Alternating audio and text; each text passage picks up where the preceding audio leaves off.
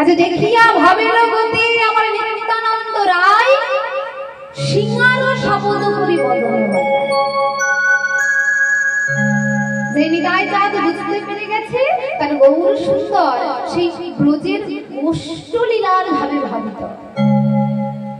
নিতাই চাঁদে তার আনন্দ ধরে না, মনে মনে করছে আহা সেই ব্রজে কানাই যেমন করে ওই গাভী বৎস নিয়ে হই হই করে সকলের সাথে খেলে বেরিয়েছিল, গোচারণ করে বেরিয়েছিল, আজ গৌর সুন্দরের সেই ভাবে হৃদয় আজ তেমন করে আমরা সকলে মহানন্দে প্রেমানন্দে ঘুরে ঘুরে বেড়াতে পারবো।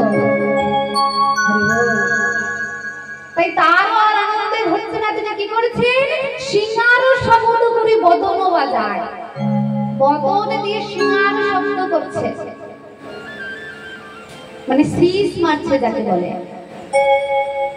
গৌর সুন্দর নিত্যানন্দ প্রভু, আর যেই নিত্যানন্দ প্রভু ওই বদন ভরে সিংহার শব্দ করে বদন বাজাচ্ছে, গৌর সুন্দর নিতাই চাঁদকে দর্শন করছে আর বলছে দাদা গো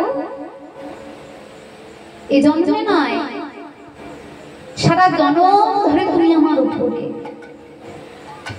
তুমি যদি আমার উপরে না হও আমার ভাবের গতি কেমন করে তুমি আগে বোঝো,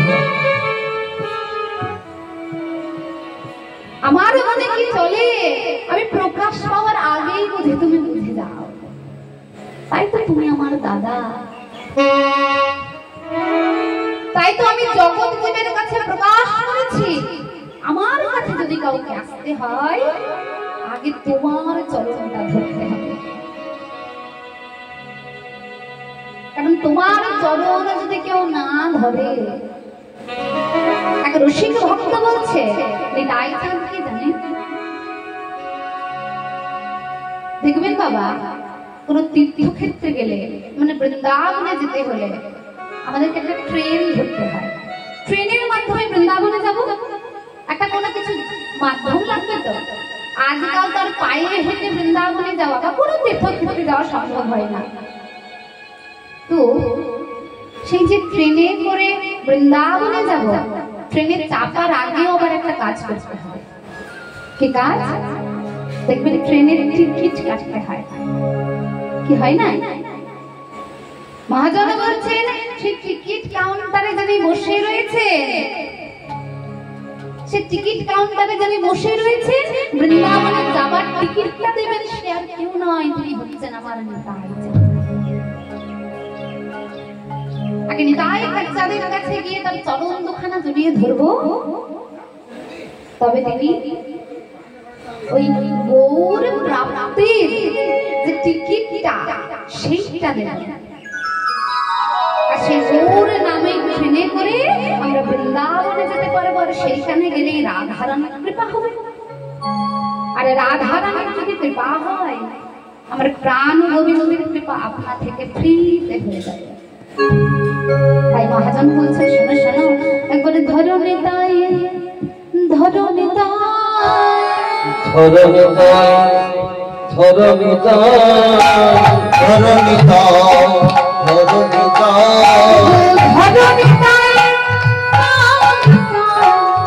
ধরো নিতাই ধরো নিতাই ধরো নিতাই ধরো নিতাই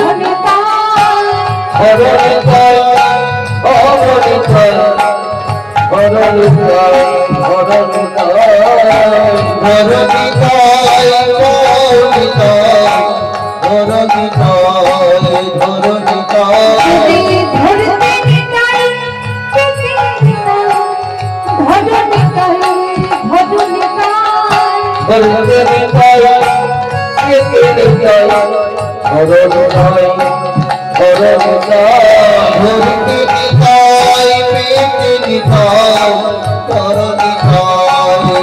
নিতাই ধরো নিতাই আগে তাকে কি করতে হবে আশ্রয় করতে হবে, নিতাই আশ্রয় করতে হবে। মহাজন বলছে শোনো শোনো ভালো করে শোনো, যদি ধরতে নিতাই তাই ধরো নিতাই ধরো নিতাই ধরতে নিতাই নিতাই ধরো নিতাই ধরো নিতাই ধরো নিতাই ধরণী তাই ধরণী ধরণী তাই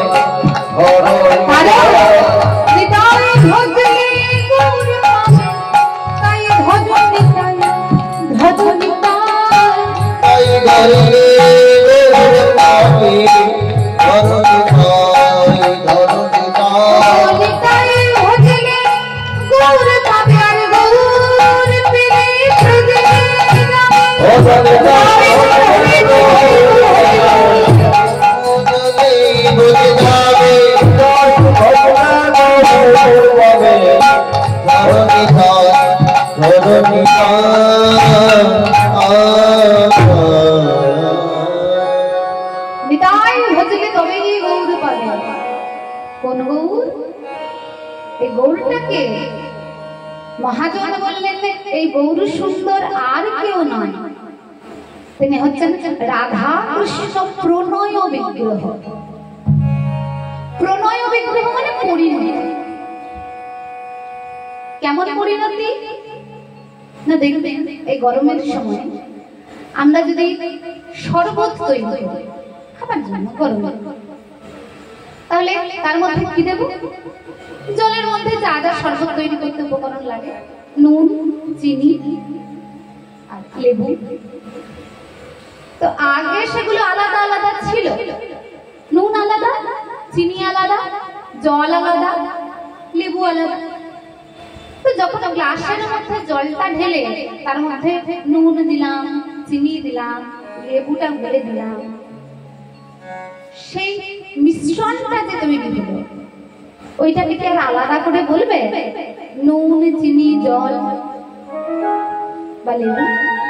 ওইটার একটাই নাম হবে শরবত। তাহলে তার মধ্যে রয়েছে অনেক জিনিস, উপকরণ, কিন্তু সব কিছু উপকরণ মিশ্রিত হয়ে প্রণীত হয়ে প্রণয় হয়েছে, মানে মিলেমিশে একাকার হয়ে একটাই জিনিস তৈরি হয়েছে। আমার গৌর সুন্দর তদ্রূপ সেই শরবতের মতো, যা পান করলে প্রচুর উপকার। সে গৌর রস, গোড়া রস পান করলে আর জীবনে কখনো তৃষ্ণার্ত হতে হয় না কাউকে। সেই রস একবার যে পান করে সারা জীবনের মতন তার তৃষ্ণা মিটে যায়। কিসের তৃষ্ণা মিটে যায়? সংসারের মোহমায়া তৃষ্ণা মিটে যায়। তার প্রতি আসক্ত প্রেম আর কোনো জীবের থাকে না। তাই সে গৌর সুন্দর হচ্ছে আমার রাধা কৃষ্ণ প্রণয় বিগ্রহ। আজ প্রবলভাবে ভাবিত হয়ে কি করেছেন দেখুন, সিংহাবেন মুরলী করিয়া যায় কেবল সিংহাবেন মুরলী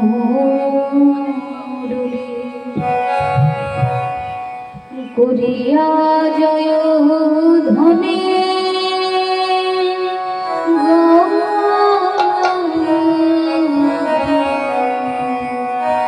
সিংহাবেন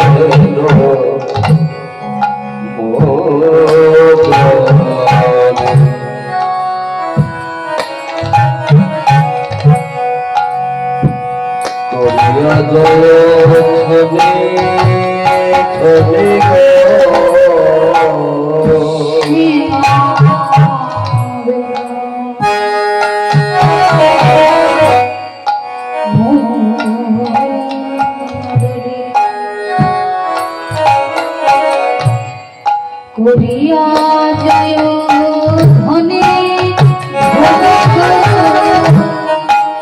সিংহাবেন করিয়া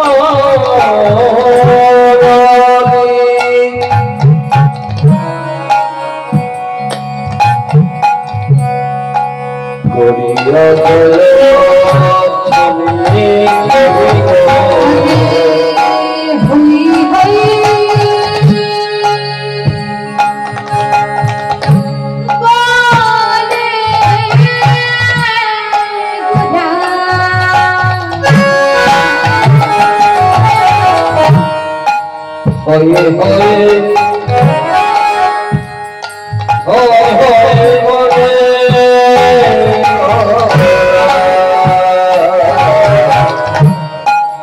মনে হয়ে হয়ে বলিয়া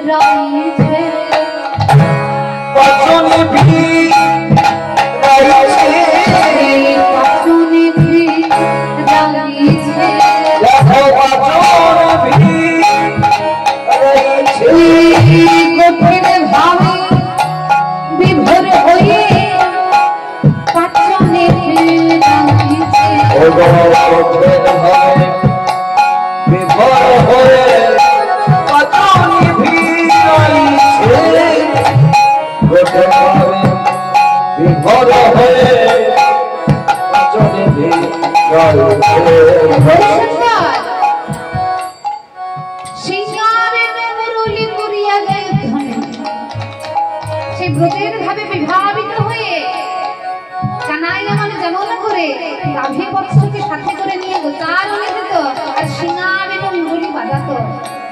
আজ গৌর সুন্দর ঠিক তদ্রূপ আচরণ করছে আর বদন ভরে বলছে শোন শোন আমি তাদের হই তাদের হই আমি তাদের হই তাদের হই তাদের হই তাদের হই তাদের হই তাদের হই তাদের হই তাদের হই জীবনয়া মারি হয় আমি তাদের হই তাদের ও বাবাকে জানো আমার হয় তাদের হই তাদের হই জীবনয়া মারি হয় আমি তাদের হই ও তাদের বাবাকে জানো আমার হয় তাদের হই তাদের হই গৌর সুন্দর মুখে হই হই বলছে। একে বলা হয় জনক বা ক্লেশ, একই শব্দের দুই তিনটে করে মানে। মহাজন বলছে গৌর সুন্দর কৃষ্ণ ভাবে ভাবিত হয়ে গোচারণ করার মতন ধবলি সামলি বলে ডাকছে আর তাদেরকে চালানোর জন্য হই হই বলছে। আবার রসিক ভক্ত বলি শোনো শোনো গৌর হরিতে শুধু হই হই বলে পাটনি ফিরিয়ে ধবলি সামলে হাঁটাচ্ছে তা নয়। গৌর সুন্দর বদন ভরে ওই যে যেসব ভক্তপতি তাদেরকে পড়াবে বলে কি বলেছে ওরে এদিকে চেয়ে দেখ আমি তাদের হই তাদের হই আমি তাদের হই তাদের হই তাদের হই তাদের হই যে জনয়া মরে হয় আমি তাদের হই তাদের হই জানো আমার হয় তাদের হই তাদের হই যে জনয়া মরে হয় আবার হবি বলে বাহু তুলে আমার হয়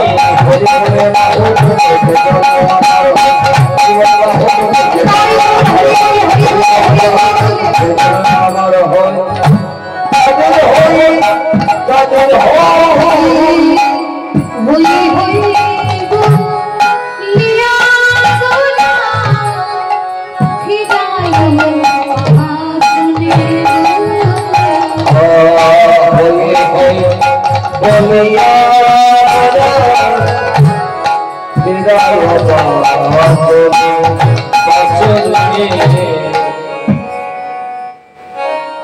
বলে যে জন্য আমারই হয় আমি তাদের হই তাদের হই।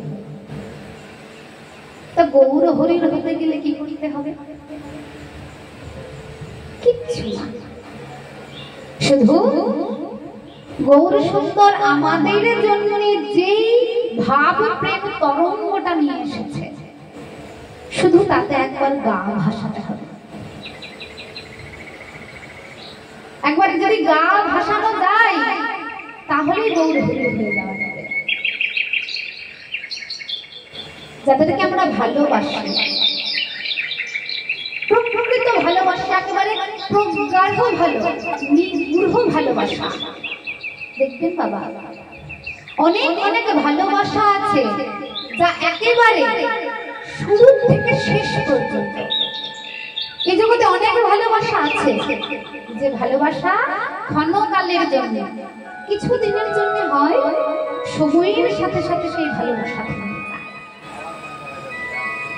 কিন্তু আমার এই জগতে এমন অনেক ভালোবাসা আছে যা জীব সৃষ্টির শুরু থেকে হয়, জীব চলে গেলেও যেন সে ভালোবাসা রয়ে যায়।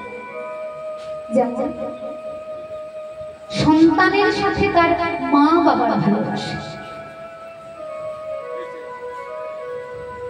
সন্তান আশা থেকে আসবে শোনা থেকে সেই ভালোবাসাটা তৈরি হয়। সন্তান যদি না থাকে, সময়ের সাথে সাথে কি সেই ভালোবাসা ফুরিয়ে যায়? যায় যায়। কিন্তু এই ভালোবাসার আবার বিশেষত্ব রয়েছে। কি বিশেষত্ব? না, এই ভালোবাসায় কেউ কাউকে প্রকাশ করে বলতে হয় না আমি তোমায় ভালোবাসি। কোন সন্তানকে চিৎকার করে মা বাবাকে বলি আমি তোমায় ভালোবাসি, ব্যবহারে আচারে প্রকাশ পায় সন্তানের তার মা বাবার প্রতি ভালোবাসা। আবার মা বাবার সন্তানের দিক থেকে একই রকম। মা বাবাকে বারবার সন্তানকে বলে আমি তোকে ভালোবাসি, আমি তোকে ভালোবাসি, আমি তোকে ভালোবাসি।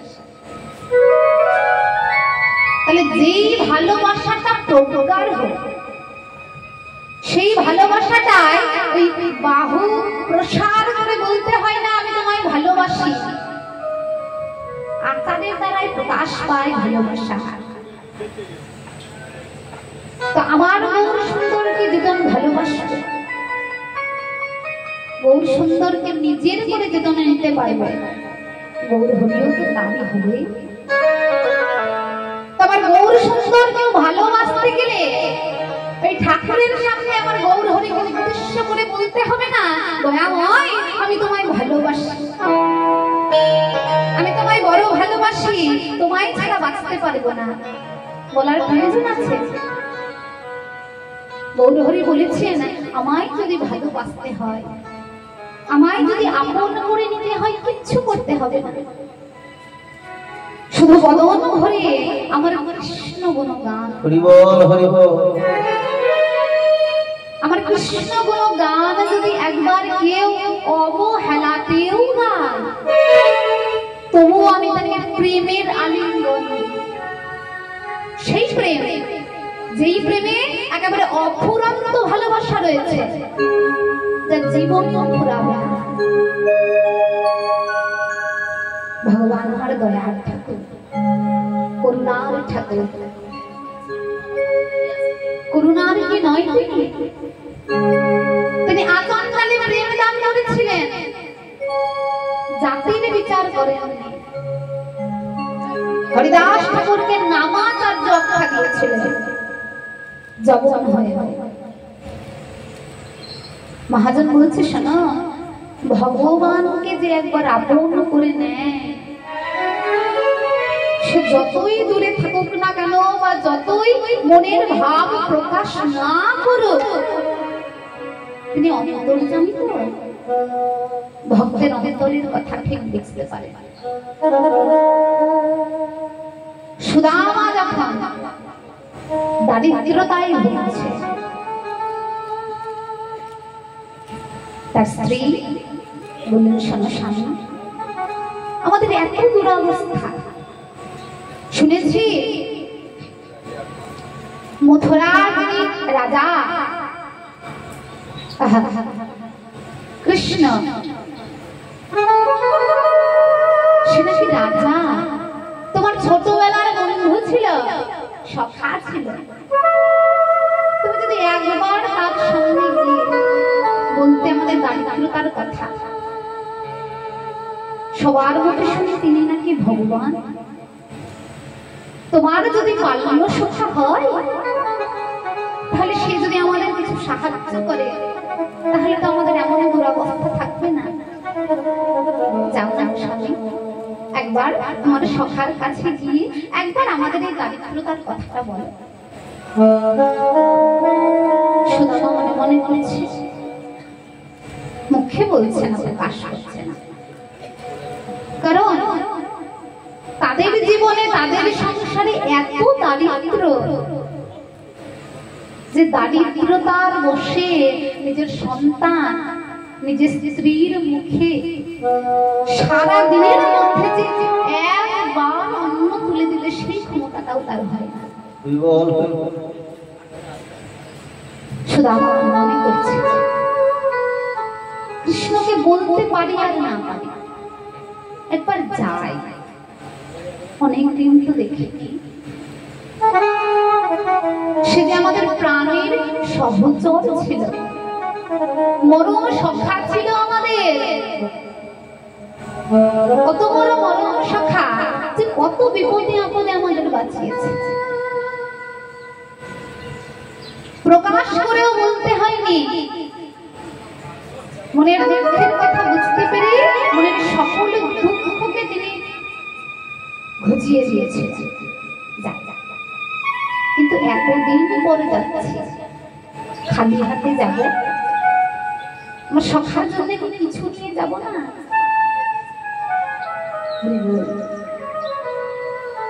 সুদামা ঘরে বলল, থামো, আমার ঘরে কিছু খুঁত রয়েছে, আমি তোমার কৃষ্ণের জন্য নাড়ু বানিয়ে দেব, সেইটাই না নিয়ে যাও। তাই কি করেছে সে সুদামা, তার ঘরে নিয়ে বানিয়ে দেওয়া সেই ক্ষীরের নাড়ু নিয়ে চলেছে কৃষ্ণ দর্শন। এমন অনুরাগ কৃষ্ণ দর্শনে, অনুরাগ না হলে কিন্তু কৃষ্ণ পাওয়া যায় না। প্রেম, ভক্তি, অনুরাগ সব প্রয়োজন। পরিপুষ্ট কৃষ্ণ প্রেম প্রাপ্তির জন্য, পরিপুষ্ট কৃষ্ণ প্রেম প্রাপ্তির জন্য অনুরাগ প্রয়োজন। যত যত ভক্ত আমার গোবিন্দকে প্রাপ্ত হয়েছিলেন, ভক্তি তার সাথে অনুরাগের দ্বারা, মানে তাকে পাবার যে আকাঙ্ক্ষা, এই হচ্ছে অনুরাগ। কেমন ভালোবাসতে হবে ভগবানকে? রামকৃষ্ণ পরমহংসদেব বলেছেন ভগবানকে কেমন করে ভালোবাসতে হবে জানো? ওই আমার ঘরের ছোট ছোট ছেলেটা, মানে সংসারের মধ্যে যে সব থেকে ছোট ছোট, একেবারে ছোট ছোট ছেলে, 1-1.5 বছরের সন্তানকে ঠিক তার মা যেমন করে ভালোবাসে, ভগবানকে যদি কেউ এইরকম করে ভালোবাসতে পারে, যতবার নয়ন উদিত করবে ততবার তার ভগবান দর্শন হবেই হবে। মহাজন বলেছে, আমার সন্তানটাকে আমি খুব ভালোবাসি, সে খেলে বেড়ায়, কাঁদে, হাসে, তার প্রতি কত যত্ন, কত ভালোবাসা। কিছু সময়ের জন্য যদি সন্তানটাকে ছেড়ে আমরা কোথাও যাই, কোনো কিছু দেখলেই তার কথা মনে পড়ে না? একটা খেলনা দেখলেও মনে পড়ে, আমার ছেলেটা যদি থাকতো এই খেলনাটাকে আমি কিনে দিতাম। বা বাড়িতে কত খেলবো খেলবো বলে বায়না করে, এইখানে যদি থাকতো কত খেলনা পড়ে আছে, ও খেলতে পারতো। এই দেখো, সন্তান কাছে নেই, তবু যা দেখছি তাতেই সেই সন্তানের স্নেহটা যেন মিশে রয়েছে। চোখ বন্ধ করলে সেই সন্তানের মুখটা ভেসে ওঠে না? মহাজন বলছেন, রসিক ভক্ত বলছেন, ভগবানকেও এমন করেই ভালোবাসতে হবে। তাহলে প্রতি পদক্ষেপে যতবার ভক্ত নয়ন মুদিত করবে, চোখ বন্ধ করবে, ততবার ভগবান তার সামনে দর্শন করবে। সুদামা চলেছে নাড়ু নিয়ে দ্বারকায়। দ্বারকার ওই প্রধান গেটে গিয়ে দাঁড়িয়েছে দরজার সামনে। যারা দাঁড়িয়ে রয়েছে সুদামার এমন ছেঁড়া বস্ত্র দেখে বলে, কে রে তুই? আমরা রাজভবনে ঢুকে চলেছিস যে, কি তুই? সুদামা দাঁড়িয়ে, আমায় একবার যেতে দাও ভেতরে। ভেতরে তোমাদের যে রাজা রয়েছে, রাজা কৃষ্ণচন্দ্র, সে আমার বাল্যের সখা। বহুদিন হয়ে গেল তার সঙ্গে দেখা হয়, আজ আমার তার সাথে দেখা করতে চাই।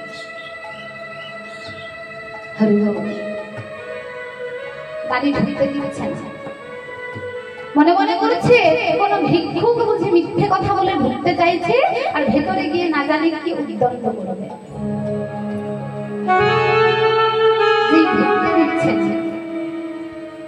সুদামা দরজার কাছে বসে পড়েছে।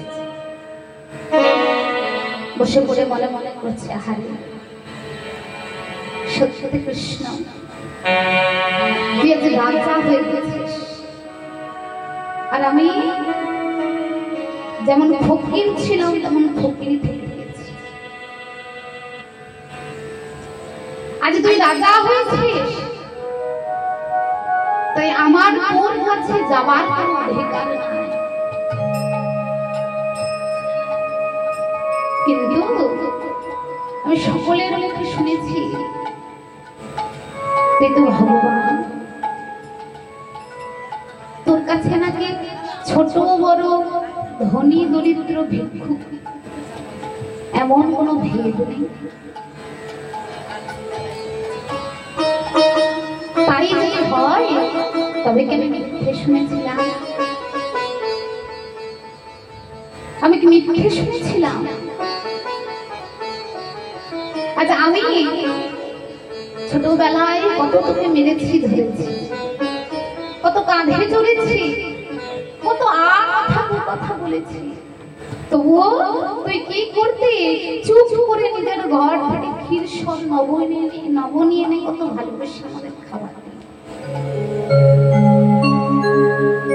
কখনো বলতে হয়নি জোরের গানায় বড় খিদে পেয়েছে, আমার বাড়ির ঘরের এমন অবস্থা যে গোচারণে খেয়ে আসতে পারি।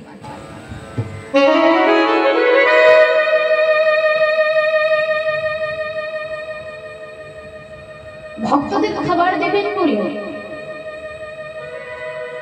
গোবিন্দ কি করলেন? মনে মনে করেছিলেন আমার যত যত সখা রয়েছে সবাই তো আর একরকম খাবার খেতে পায় না, তাই আজ এক কাজ করি, আজ সকলে মিলে একসাথে খাবো।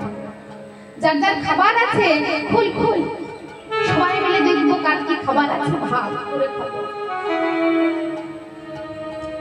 এমন অনেক সখা রয়েছে যে বাড়ি থেকে এমন খাবার এনেছে যে সকার সামনে খুলে দেখাতে পারছে না কি খাবার। কৃষ্ণ বলে, সুদামা খোলে না রে, কি খাবার এনেছিস দেখা। জোর করে সুদামার হাত থেকে খাবার বাটিটা কেড়ে নিয়ে যেই না খুলেছে, দেখছে তার মা তার জন্য পান্তা ভাত পাঠিয়েছে।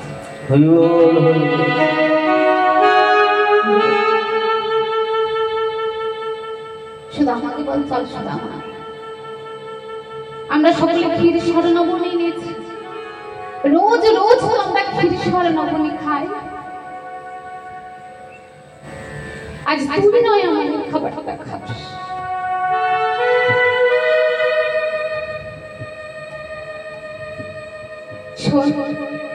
সুদামা, আমাকে না কোনোদিনও আমার পান্তা ভাত দেয় না,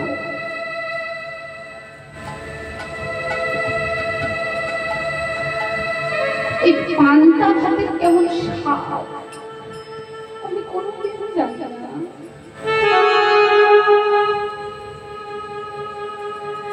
বিবিরে সুদামা,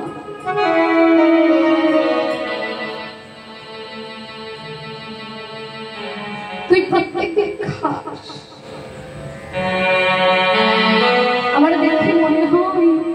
ওই খাবারটা বুঝি পুরুষ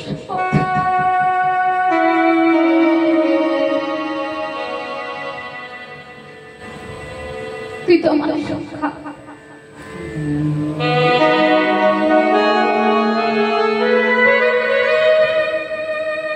আজ যদি তোর পান্তা ভাত আমায় দিস আমি আশা করে মনের সাজ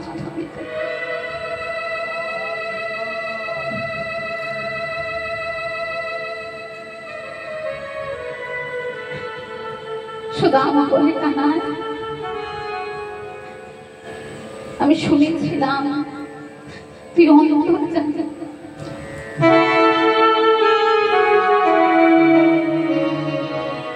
তোর মা তোর জন্য কত ক্ষীণ সবনি পাঠায় কত মনে মনে স্বাদ আমার ঘরে যদি এমন ক্ষীণ সবনা থাকতো আমিও তো তোর মতন করে মনের স্বাদ পূরণ করে উদর রোধ করে আস্বাদন করতে পারি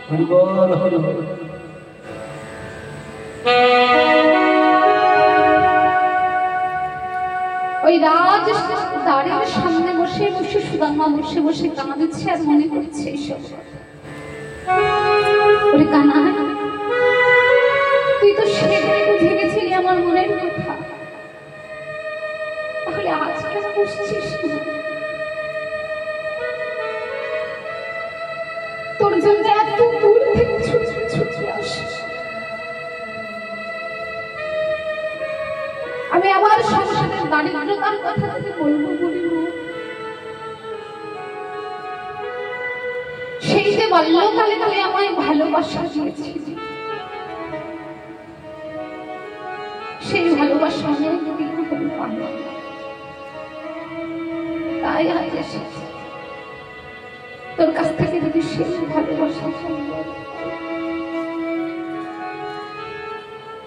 তাই শুধু আমার সেইখানে বসে বসে নয় মনে যাবে পক্ষ বসাচ্ছি আরে বলছি ঘুরে ঘুরে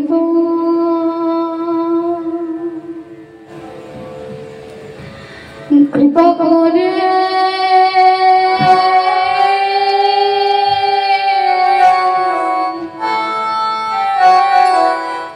কৃপা করে দর্শন হরি বল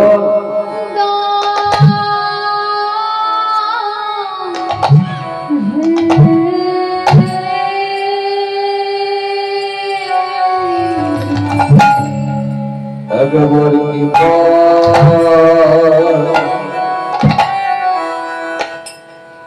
কৃপা করে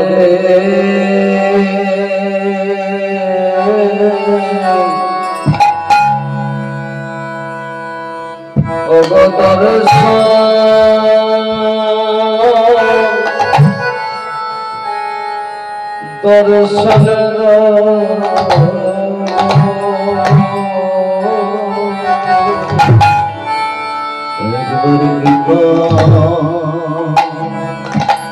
কৃপা করে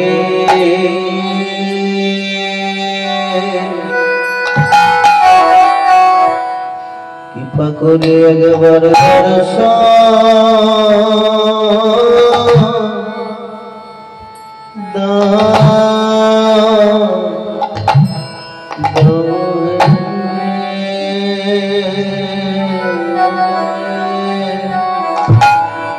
তোর দর্শন বিনা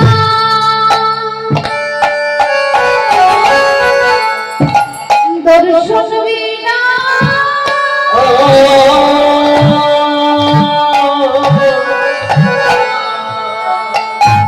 কিছু চাই না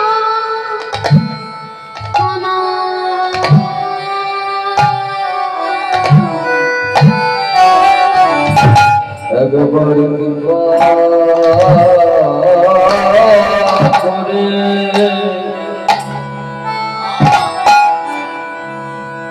ওগো দর্শন দর্শন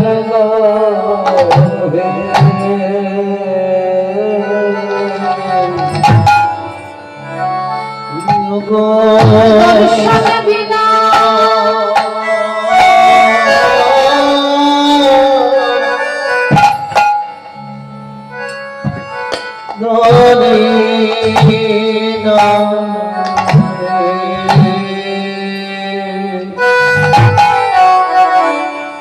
একবারে কৃপা করে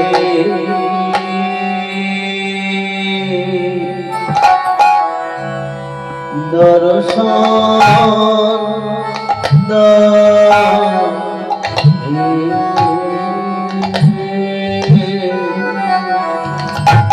ওরে প্রাণ সখা দেখ দেখ তোর একবার দর্শন পাবার জন্য তোর এই ভিখারি সখা তোর দ্বারের সামনে কেমন করে বসে রয়েছে তোর দর্শন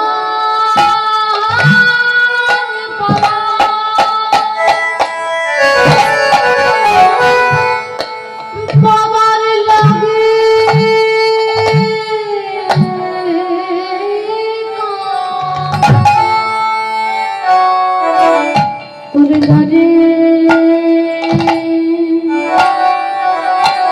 তোর দ্বারে বসে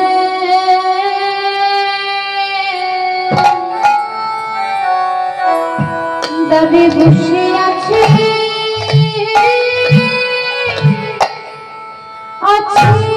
সখা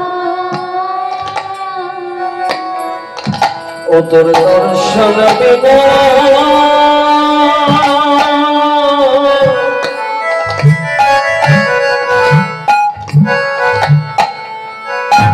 কনায় বাবা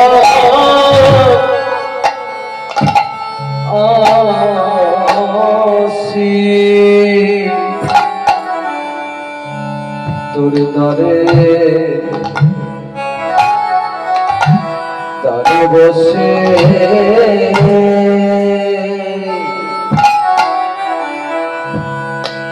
আমি আছি আছি একবারে দর্শন বিনা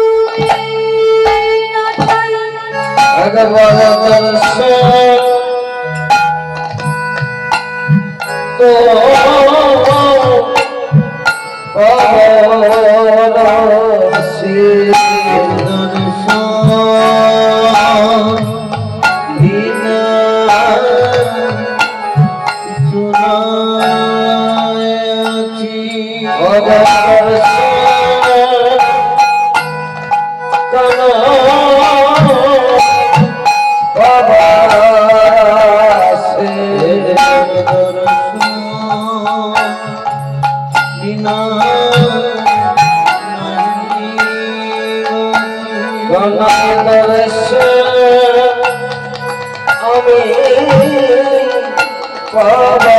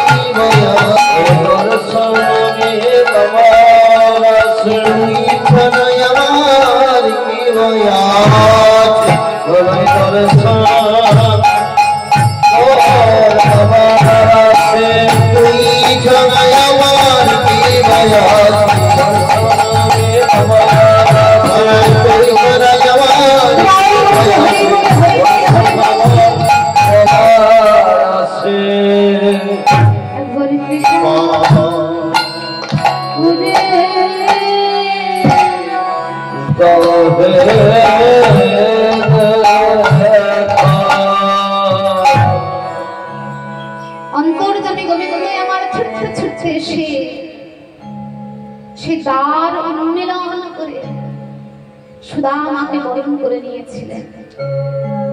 শুধু তাই নয়, গিয়ে রাজ সিংহাসনে তাকে বসিয়ে সোনার থালার উপরে তার চরণ রেখে গোবিন্দ আমার তার সহধর্মিনী রুক্মিণীকে সাথে করে সত্যভামাকে সাথে করে চরণ ধুইয়ে দিয়েছে। কানাই বলেছিলেন, ওরে সুদামা কি আছিস আমার জন্য? এত রাজ প্রসাদ যিনি থাকেন রাজা, কেমন করে তার জন্য খুদের নাড়ুটা বের করে দেবে? বের করে দিতে পারছে না। অন্তর্যামী গোবিন্দ আমার তাড়াতাড়ি করে বের করে বলে, আহা এইখানে 56 ভোগ 36 ব্যঞ্জন রোজ পাই বটে, এমন সুন্দর সুস্বাদু খাবার তুমি পাই না সুদামা। গোবিন্দ সেই যে খেয়েছিলেন সেই সুদামার নাড়ু, আর রুক্মিণী গোবিন্দের জন্য সুদামার জন্য যা যা পঞ্চব্যঞ্জন রন্ধন করেছিলেন সেদিন বসিয়ে সুদামাকে খাইয়েছে। তবুও সুদামা বলতে পারে না নিজের মনের দুঃখের কথা, দারিদ্রতার কথা। তার সহধর্মিণী যেই জন্য তাকে পাঠিয়েছিল, মুখে প্রকাশ করে বলতে পারলো না কৃষ্ণের সামনে। তার সাথে দেখা করে প্রেম আলাপ করে যখন ঘুরে এসেছিল, দর্শন করেছিল তার আর কুড়ে ঘর নেই। সে কুড়ে ঘরের জায়গায় রাজপ্রাসাদ হয়ে গেছে, আর সেই রাজপ্রাসাদে রাজরানী হয়ে বসেছেন তার স্ত্রী, আর সন্তানরা রাজপুত্রের ন্যায় সেই রাজ বাড়িতে খেলে খেলে ঘুরে ঘুরে বেড়াচ্ছে। এই হচ্ছে ভগবান। ভগবানকে বলতে হয় না আমি তোমার হয়েছি, আমি তোমার হব, আমি তোমায় ভালোবাসি। মুখে না বললেও ভগবানকে যদি একবার ভালোবাসা যায়, ভগবান আমার এই যে বলেছিলাম, যেই সম্পদটা পাবার পরে মানুষের সম্পদের থেকে সমস্ত তৃষ্ণা মিটে যায়, ভগবান সেই সম্পদটা আমাদের দেয়। তাই তো বহু সুন্দর বলেছেন না, আমি তাদের হয়ে তাদের হয়ে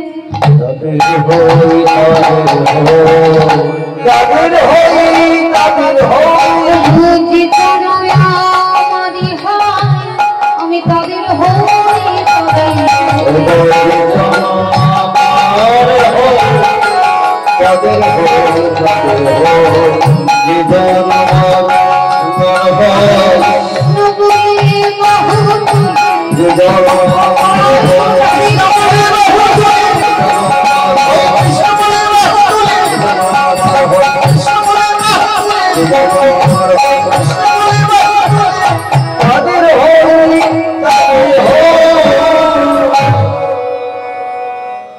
যেমন ভাবের গতি দেখে গৌর সুন্দরীর যারা যারা পারিষদ বর্গ ছিল, কারোর আর আনন্দে মন প্রাণ ভরছে না, সকলে গৌর হরের সঙ্গে নৃত্য করছে। মহাজন বলছে, জানো গৌর সুন্দরের সাথে কারা কারা রয়েছে? আজ রামায় সুন্দর আনন্দ সঙ্গে নিত্যানন্দ,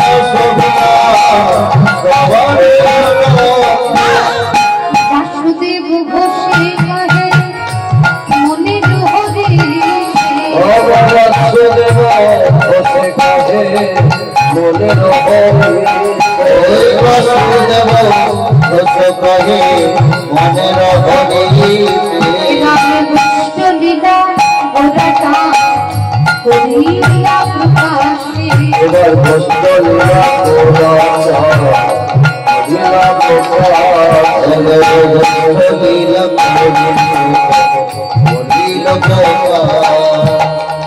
ভাবযোগ্য নয়নে যিনি লীলাবিলাসী পদকলার দর্শন করছেন আর মহাজন বলছেন আজ বাসুদেব ঘোষে কহে মনের হরিষে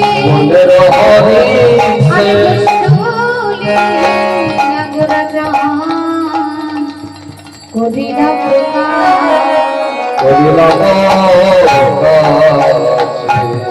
কিবা করিলা